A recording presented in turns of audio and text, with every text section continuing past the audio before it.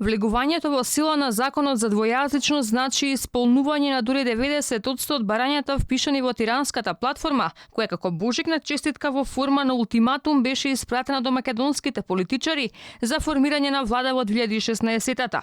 Составена од 7 точки, Тиранската платформа како пишан документ воопшто не постои на македонски јазик. Сепак сите услови за 2 години од доаѓањето на власт на СДСМ рече се во целост се исполнети.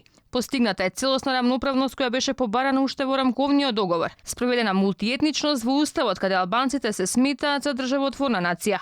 Откако спикерот Джафири без подпис на председателот го објави законот за јазици, се исполни и барањето за целосна јазична еднаквост, употреба на албанскиот јазик на сите нивоа и гаранција за неговата примена како фундаментално и уставно право. Иако со добивањето на мандатот од Иванов, Заев даде гаранција за унитарноста, суверенитетот и интегритетот, но и неподчинетост на Македонија пред друга држава, како и дека никаква платформа нема да биде услов за формирање влада, сепак составањето на брза лента на сите албански барања уште еднаш се демонтираше самиот. Ние не бегаме од платформата. Неколку пати потенцираме. Имаме позитивен аспект на платформа. Ниту еден документ, платформа, декларација, акт или действие кои би биле спротивни на погоре наведените ставови не може да бидат услов ниту основа за формирање и дејствување на владата на Република Македонија. Во пазарот со БЕС и Алијанса за впишување на етничка припадност и државјанство на албанците, Заев го исполни и ова нивно барање.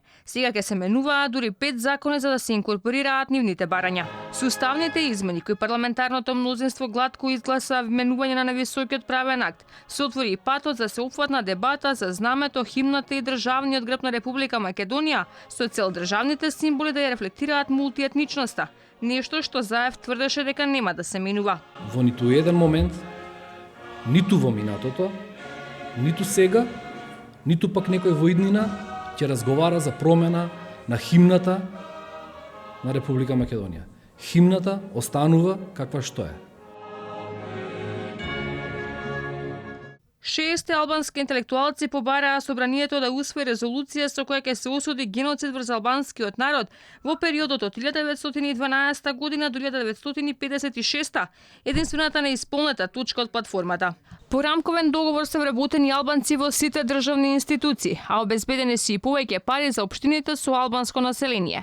Формирани се албански културни институции на централно и на локално ниво.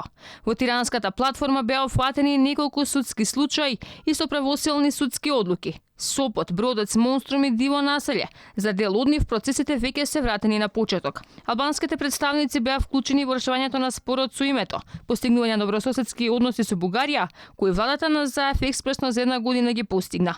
Во делот за добрите односи со соседите, зголемена и соработката со Косово, беше возможно минување на границите само со лични карти.